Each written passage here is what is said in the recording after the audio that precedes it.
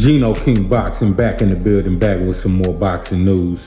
And man, yes, I think we're gearing up for a mega fight between Arthur Beterbiev and David Benavidez.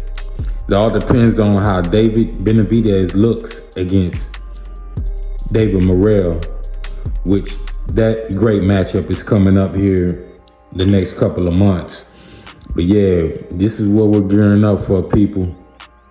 I think this is great just to see two great fighters in the ring at 175, and we'll get to see it early in their career, in the prime of their career.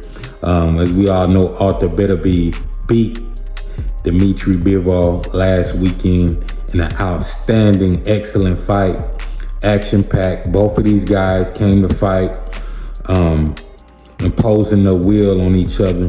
But Arthur Beterbiev came out on top. My opinion, I thought the fight was a draw, but they gave it to Beterbiev. Now, since Beterbiev is the king of 175 right now, and we got the king of 168 coming up to 175, let's see who's the real king of 175 out of Benavidez and Beterbiev. And I think this fight is going to go down if there's no rematch between Bivol and Beterbiev next. I could probably see this fight going down the summer of 2025. Trust me, once David Benavidez beats David Morrell, talks are going to begin between Beterbiev's camp and David Benavidez's camp for a 2025 showdown. I mean, we're talking about a mega fight. This is the next best thing from Canelo versus David Benavidez, this fight right here. Beterbiev in that Bivol fight, although I think he fought a great fight, I think he showed a few weaknesses in the fight, especially stepping off the gas against Bivol. Trust me, Bivol is not a better puncher than David Benavidez. David Benavidez is a far better puncher than Bivol. Yeah, Bivol might have better footwork, but punching, David Benavidez is a monster at punching.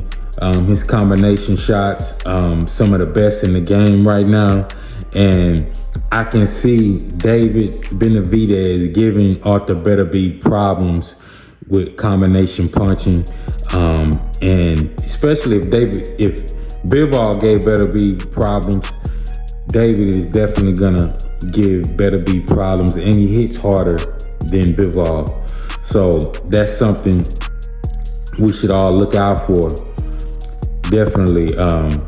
Sometimes I seen in the Beterbiev-Bivol fight, Beterbiev had opportunities. He just let his foot off the gas sometimes against Bivol and never really just exploded and dominated the fight. Neither one of them dominated the fight, but I just think Beterbiev could have done a lot better.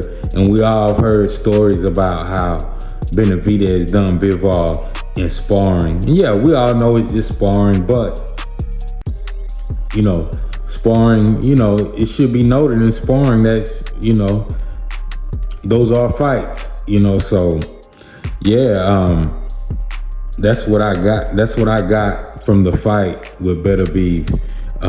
And see, right now, the reason why the 175-pound division is so great right now, because we got Beterbiev, we got Bivol, we got Benavidez, and we got David Morrell. We got 4 kings in that division right now, 4 big dogs. Man, we could possibly have 5 big dogs if Canelo was to jump up there, gain 7 more pounds again, and get in the mix. This would be the best division in boxing if Canelo jumped up in the mix between all those guys. It could already be the best division in boxing, because let's think about it. The 147-pound division, I mean, nobody's really checking for any big fight around there. Who's down there? Jerron Ennis. Who does he have to fight besides moving up to 154 to fight Bud Crawford or Jamal Charlo or somebody like that? But those aren't mega fights. Earl Spence, 154. Those aren't. Well, of course, the Crawford Spence fight was a mega fight, but nobody's there really just anticipating a huge fight. Why do you think Crawford is so stuck on jumping up to 168 to fight Canelo Alvarez? I mean, he's stuck on that because that's like one of the biggest fights in boxing right now. He'd have to jump up. Nobody's really down, kind of like how Earl Spence did in 147 or 154. Well, you got Jerron Ennis, but Jerron Ennis, nobody really knows him like that yet. But the 175-pound division right now, those guys are running things right now. The potential matchups we could get from this, it could possibly be like a 4 or 5 man tournament between these guys. Throw Canelo off in there. And I mean, if you want to be honest, do we really think Canelo Alvarez can beat up Arthur Beterbiev? He already lost to Bivol. Do we think he can beat David Benavidez? Questionable. Do we think he can beat David Morrell? That's questionable also.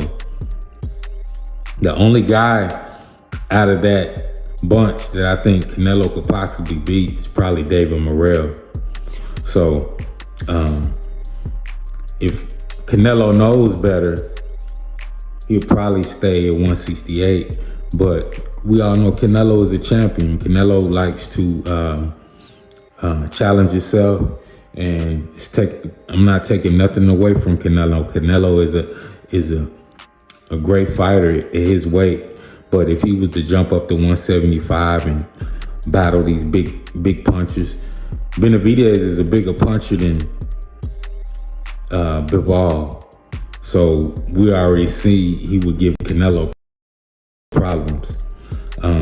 So yeah, great matchups we could be anticipating at 175 between Arthur Beterbiev and the mega one, Arthur Beterbiev versus David Benavidez. I honestly got David Benavidez beating Arthur Beterbiev in a great matchup, great fight. It'll be something like the Bivol fight, back and forth. But for some reason, Benavidez's punching power and his punch output is going to be too much for Beterbiev. I just think so. So that's my opinion on a possible upcoming matchup between David, the Mexican monster Benavidez, and Arthur Beterbiev. This is Gino King Boxing. Y'all press that subscribe button, press that like button, and I'm out.